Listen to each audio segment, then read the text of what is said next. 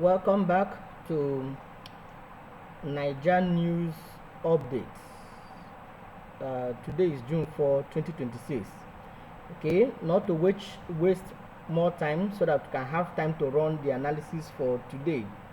Let's jump straight to the headlines of today. We have here NLC threatens strike over terrorism. Coming from the Sun Nigeria, NLC threatens strike over terrorism. We also have here breaking news coming from Legit Nigeria, legit.ng. We have bandits kill abducted Kwara Ekwa worshippers. Community in deep pain. Okay, so we have 3 ex-Osun lawmakers dump APC. Coming from Punch. I endorse Obi, but I still support Tinubu's policies. Omo-Agege. This is from Vanguard.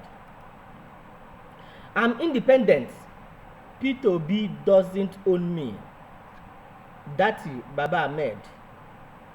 Coming from Vanguard as well for today, June 4. APC loses 2 House of Representatives members to ADC PRP.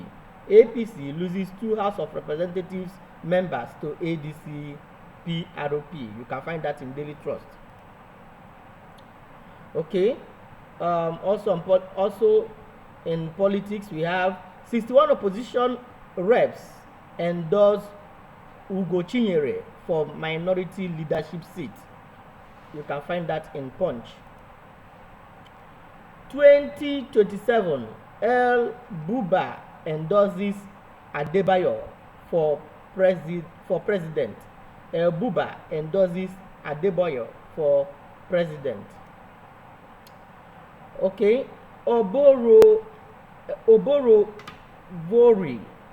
Oborovori ignored Tinubu's 60-40 APC deal in Delta, says Omo-Agege. You can find that in the Sun Nigeria. 2027, Jonathan won't gamble his legacy with another run, says former minister. Jonathan won't gamble his legacy with another run, says former minister. Voter data leak. Please detain INEC official. Quiz Wike's aid. And in business, we have coming from the Punch, we have banks make 209 billion naira from account maintenance fees in 3 months. So turning over to legit news, we have social media users hail Airtel as MTN delays return of Airtel lending services. Okay, now in sports, Super Eagles draw 2-2 with Poland in international friendly. And then still on sports, Nwabali's silent exit from the Super Eagles. Nwabali's silent exit from the Super Eagles. Okay, and then finally with sports here we have Lamine Yamal emerges world's most valuable player. Lamine Yamal emerges world's most valuable player. Okay, so that is the news headlines we have for you for today. Let's quickly run into the analysis we have for today. Okay, jumping into the first analysis. Okay, into the first analysis, let's talk about Nwabali's silent exit from the Super Eagles. So there are growing reports that Nwabali may be quietly stepping away from the national team while he has not officially announced his retirement. Recent developments have sparked speculation among football fans and sport analysts. Many Nigerians remember Nwabali's heroic performances during the African Cup of Nations, where he became one of the country's most celebrated players. For now, fans are waiting to hear directly from him about his future with the Super Eagles. Okay, moving on to telecommunications.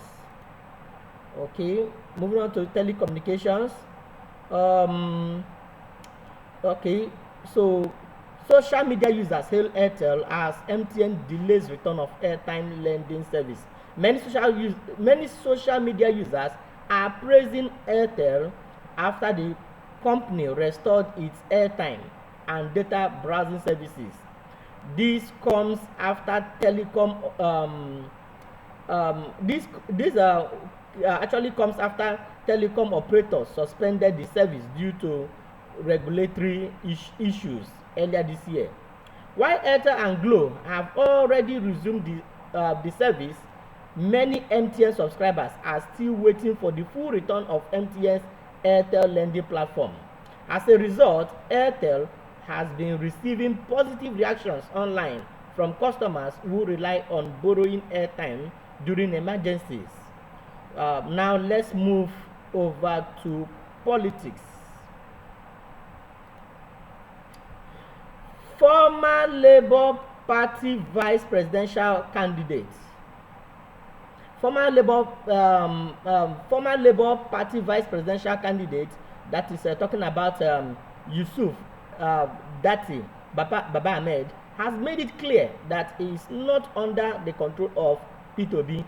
According to Datti, although he worked closely with Obi during the 2023 elections, he remains an independent political figure with his own views and opinions.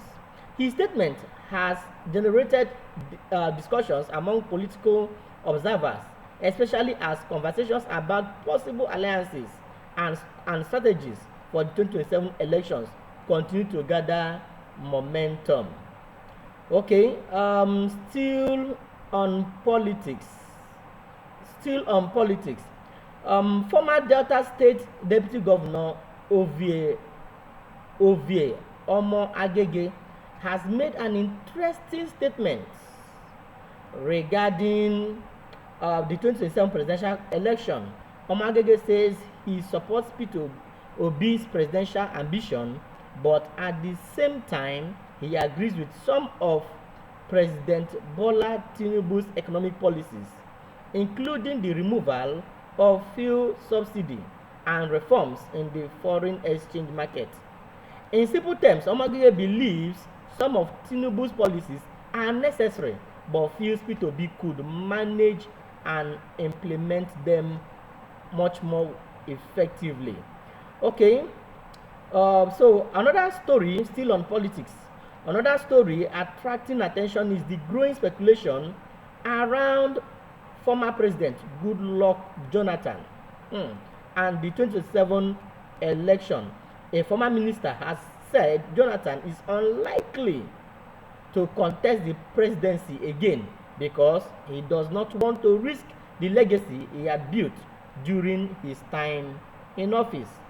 The minister argues that Jonathan has already secured his place in Nigeria history and may prefer to remain a respected elder statesman rather than return to the intense political battles that come with another presidential campaign.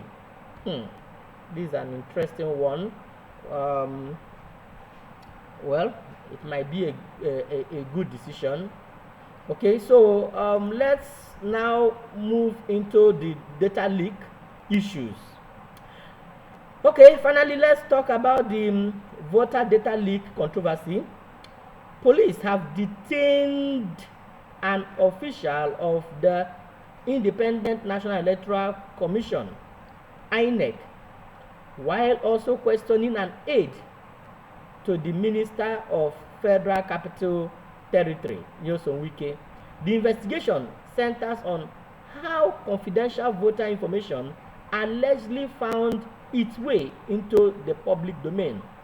Authorities are trying to determine who accessed the information, how it was obtained, and whether any laws were broken. INEC insists its systems were not hacked by outsiders and believes the leak may have come from someone who already had authorized access to the database. The incident has raised concerns about data privacy and the security of voter information ahead of future elections. Okay, and that is the latest update for today. If you enjoyed this news roundup, don't forget to like the video, subscribe to the channel, and turn on notifications so you never miss an update. Thank you very much for watching.